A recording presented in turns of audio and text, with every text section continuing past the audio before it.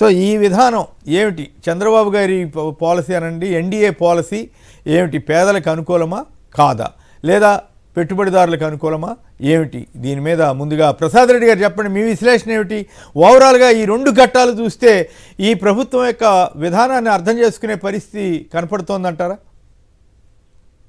చంద్రబాబు కూటమికి ఓటు వేసిన వారు ఎవరో ఆయన గుర్తించారు, అందువల్లనే వారికి ప్రాధాన్యత ఇవ్వాలని ఆయన నిర్ణయించారు.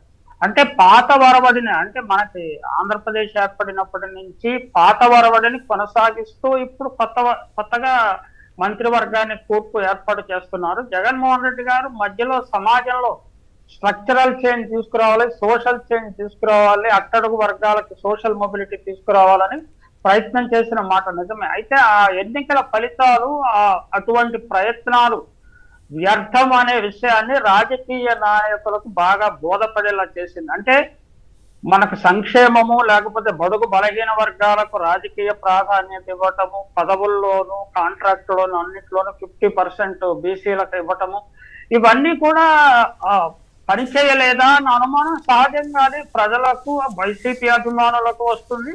అలాగే చంద్రబాబు నాయుడు కూటమిలోని వారికి స్పష్టమైంది, మనము సంక్షేమ కార్యక్రమాలు చేయక్కర్లేదు, ప్రజలను ఏదో విధంగా మభ్య పెట్టవచ్చు, ఏదైనా రివర్స్ సోషల్ ఇంజనీరింగ్ చేయవచ్చు,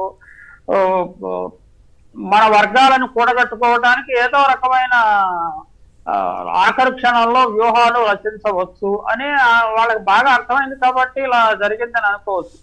అలాగే మనము సోషల్ ఇంజనీరింగ్ చేసే భాగంగా 5 ఉప ముఖ్యమంత్రి పదవులను జగన్మోహన్ రెడ్డి గారు ఇచ్చిన మాట నిజమే. కానీ 5 ఉప ముఖ్యమంత్రులు ఇవ్వటం అంటే మధ్యగ పలచనైపోయింది, ఉప ముఖ్యమంత్రులకు ప్రాధాన్యత లేదు అనే విషయం బాగా అర్థమైంది. నిజంగా 5 ఉప ముఖ్యమంత్రులు ఇవ్వటం అనేది సోషల్ రిప్రజెంటేషన్ చేయటం అనే దానికి వ్యూహాత్మకంగా బాగానే ఉంది, కానీ దానివల్ల వారికి పెద్దగా ఒరిగిందేమీ లేదని ప్రజలు భావించినట్లున్నది. అందువల్లనే ఒక ఉప ముఖ్యమంత్రి ఉంటే సరిపోతుందన్న అభిప్రాయానికి చంద్రబాబు నాయుడు గారు వచ్చి ఉండవచ్చు. అలాగే బీసీలకు, ఎస్సీలకు, ఎస్టీలకు మంత్రి పదవులు ఇవ్వటం వల్ల రాజకీయంగా పొలిటికల్ అడ్వాంటేజ్ ఏమైనా వచ్చిందా జగన్మోహన్ రెడ్డి గారి కంటే? రాలేదు అని ప్రూవ్ అయింది. కాబట్టి దాన్ని అనుసరించక్కర్లేదు, సూపర్ 6 అమలు చేయనక్కర్లేదు అనే నిర్ణయానికి చంద్రబాబు వచ్చేసినట్లుంది. అలాగే ఆయన ఉపన్యాసాన్ని చూస్తుంటే అనేక అబద్ధాలతో కూడుకున్న ఉపన్యాసం. మనకి నరేంద్ర మోడీ, అమిత్ షా ఈ రాష్ట్రాన్ని చాలా అభివృద్ధి చేయడానికి సహకరిస్తాను అని చెప్పారు, వాగ్దానం చేశారు అని చెప్పారు. నిజానికి వారిద్దరూ ఆంధ్రప్రదేశ్ అభివృద్ధికి సహకరిస్తామని చెప్పండి ఎప్పుడు 2014లోనే చెప్పారు, ఢిల్లీ నియమించిన రాజధాని నిర్మిస్తాము అని వెంకన్న సాక్షిగా నరేంద్ర మోడీ గారు చెప్పారు. కానీ చేశారా? అలాగే పోలవరం కేంద్ర ప్రాజెక్టుగా నిర్మించాల్సిన 3 సంవత్సరాలు నిద్రపుచ్చి దాన్ని ముందుకు తీసుకెళ్లకుండా, వెనక్కి తీసుకెళ్లకుండా చేశారు. నేను 72% పూర్తి చేసేసాను, జగన్మోహన్ రెడ్డి ప్రభుత్వం వచ్చాక దాన్ని నీళ్లు కట్టేసింది అని అంటున్నాడు. లోపభూయిష్టంగా అది నిర్మించిందే చంద్రబాబు నాయుడు. నిజానికి నేను 7 మండలాలు ఆంధ్రప్రదేశ్ లో కలపాలని అప్పుడు పట్టుబట్టకపోతే అసలు ఈ ప్రాజెక్టు ప్రారంభం అయ్యేది కాదని కూడా అబద్ధాలు చెప్పేస్తున్నాడండి. నిజానికి 2004లో కదా ప్రాజెక్టు ప్రారంభమైంది, నిర్మాణం కాలువల కుడికాలువ ఎడవకాలువ చాలా వరకు పూర్తయింది, ప్రాజెక్టు నిర్మాణం కూడా ప్రారంభమైంది. అసలు తాను అంటే 2014లో కదా రాష్ట్ర విభజన, అంటే 10 సంవత్సరాలు ప్రాజెక్ట్ నిర్మాణం జరిగింది, అద్భుతంగా జరిగింది. అప్పుడు కదా ఈ 72% అత్యధిక శాతం కాలువలు పూర్తయింది, 80% రైట్ కెనాల్, 75% లెఫ్ట్ కెనాల్ కూడా పూర్తి చేశారు. శ్రీకృష్ణ కమిటీ దీన్ని అద్భుతంగా నిర్మించారు అని ప్రశంసించారు కూడా ఆ శ్రీకృష్ణ కమిటీని.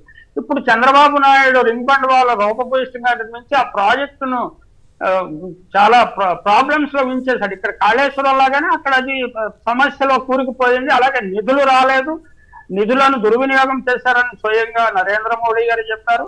ఇదంతా ఏంటంటే మేక్ బిలీఫ్, వాళ్ళు ఏం చెప్పినా జనంలో అది నమ్మించే విధంగా శక్తివంతం ఎన్నికల్లో ప్రూవ్ అయింది కాబట్టి వాళ్ళు ఇంకా అబద్ధాలు చెప్తారు.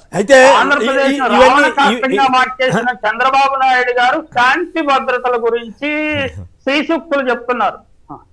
ఇవన్నీ ఒక ఎత్తు అయితే రాజ్యాంగానికి అనుగుణంగా ఎప్పుడు తాను వ్యతిరేకంగా వ్యవహరించలేదని చెబుతున్నారు. ఓ పక్కేమో మీడియానే పదవిలోకి రాకముందే మీడియాని 3 ఛానళ్ళు TV9, NTV, సాక్షి వీటన్నింటినీ బంద్ చేయించేశారు, గందరగోళాలు సృష్టిస్తున్నారు. అయినా చాలా పవిత్రంగా మాట్లాడగలుగుతున్నారు. అది ఆయన గొప్పతనం కదా. మీరు 45 సంవత్సరాలుగా మీడియా రంగంలో ఉన్నారు, నేను 55 సంవత్సరాలు పూర్తి చేశాను మీడియా రంగంలో. నేను 74 నుంచి 24 వరకు ఉన్నాను. 50 సంవత్సరాలుగా ఆంధ్రప్రదేశ్ లో ఇటువంటి దుశ్చర్యలు ఎన్నికల సమయంలో కానీ, ఎన్నికల తరువాత కానీ, పోలింగ్ తర్వాత కానీ ఇటువంటి దుశ్చర్యలకు ఎవరు కారణము? ఢిల్లీలోని చీకటి శక్తులు ప్రోత్సహిస్తున్నాయా? ఆంధ్రప్రదేశ్ లో రౌడీ మూకలను విజృంభించడానికి ఎవరు కారణము? అంటే పెద్దనాయుడు గారేమో శ్రీ సూక్తులు వల్లిస్తారు, చిన్ననాయుడు గారేమో ఈ శక్తులను రెచ్చగొడుతున్నాడా అని అనుమానము. చోటా సర్కార్ పాలన ఎలా ఉంటుంది భవిష్యత్తులో అనే ఒకదానికి మనకి దీనికి మోడల్ ఒకటి చూపిస్తున్నారు. అంటే మనం భవిష్యత్తులో ఆంధ్రప్రదేశ్ ప్రజలు చాలా జాగ్రత్తగా ఉండాలి, ప్రజలను టెర్రరైజ్ చేయాలని చూస్తున్నారు. కానీ అంటే ఇటువంటి వ్యూహాలు ఎప్పుడు ఫలించలేదు, ఏ రాష్ట్రంలోనూ ఫలించలేదు, ఇండియాలో ఫలించవు, ఆంధ్రప్రదేశ్ లో అలా అసలే ఫలించవు. బడుగు బలహీన వర్గాలు ర్యాలీ అవుతారు, తప్పకుండా ఈ ప్రభుత్వానికి తగిన బుద్ధి చెప్తారు. తన వైఖరి మార్చుకుని ప్రభుత్వము సక్రమంగా పరిపాలించాలి. రూల్ ఆఫ్ లా లేదు అని జగన్మోహన్ రెడ్డి ప్రభుత్వం మీద చాలా విమర్శలు చేశారు. కానీ 5 సంవత్సరాలు ఆంధ్రప్రదేశ్ ప్రశాంతంగా ఉంది, ప్రశాంత సాగరంలో ఉంది. మీరు రాకుండానే వైలెన్స్ ప్రారంభమైంది. అనేక వర్గాలు ప్రాణాలు గుప్పెట్లో పెట్టుకుని జీవిస్తున్నారు. దీనికి చంద్రబాబు నాయుడు సమాధానం చెప్పాలి, నరేంద్ర మోడీ సమాధానం చెప్పాలి, పవన్ కళ్యాణ్ సమాధానం చెప్పాలి, ఎన్నికల సంఘం సమాధానం చెప్పాలి, పోలీసు యంత్రాంగం సమాధానం చెప్పాలి.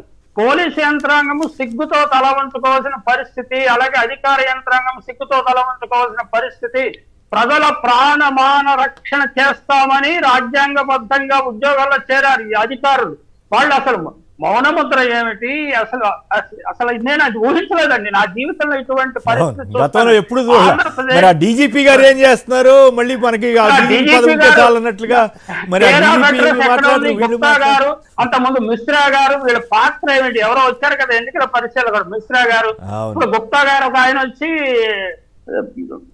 డీజీపీగా ఉన్నారు. ఏం చేస్తున్నారు వీళ్ళందరూ? ఏం చేస్తున్నారు? చాలా విడ్డూరంగా ఉంది. మీడియాలోనేమో రకరకాల ప్రచారాలు జరుగుతున్నాయి. ఏదో వైసీపీ వాళ్ళే రెచ్చగొడుతున్నారు, వైసీపీ వాళ్ళు ఓడిపోయి ప్రాణభయంతో గడగడలాడుతుంటే వాళ్లే రెచ్చగొడుతున్నారని ప్రచారం చేస్తున్నారు. ఇంతకంటే దుర్మార్గం నా కళ్ళతో నేను చూడలేదు ఇప్పుడు వరకు. మరి ఇంకెన్ని చూడాలో అని అనిపిస్తా ఉంది. అయితే ఓవరాల్ ఒక మాట చెప్పండి. సో ఈ గత ఎన్నికల్లో పేదలు వర్సెస్ పెత్తందారులనండి, ధనికులనండి. పేదలు ఓడిపోయారు కాబట్టి పేదల పక్షాన్ని కాకుండా పూర్ టు రిచ్ అని అన్నాడు కదా ఆయన, ధనికుల పక్షానే ఈ ప్రభుత్వం పనిచేస్తుందనే సంకేతాన్ని ఇచ్చినట్లయిందా?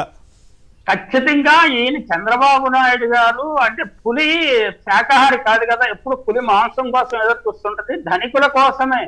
ఈ బీజేపీ ప్రభుత్వము నారా చంద్రబాబు నాయుడు గారి తెలుగుదేశం ప్రభుత్వం పేదలను మభ్యపుచ్చి ధనికులకు మేలు చేసే ప్రభుత్వాలను ఎన్నుకునేలా చేస్తారు.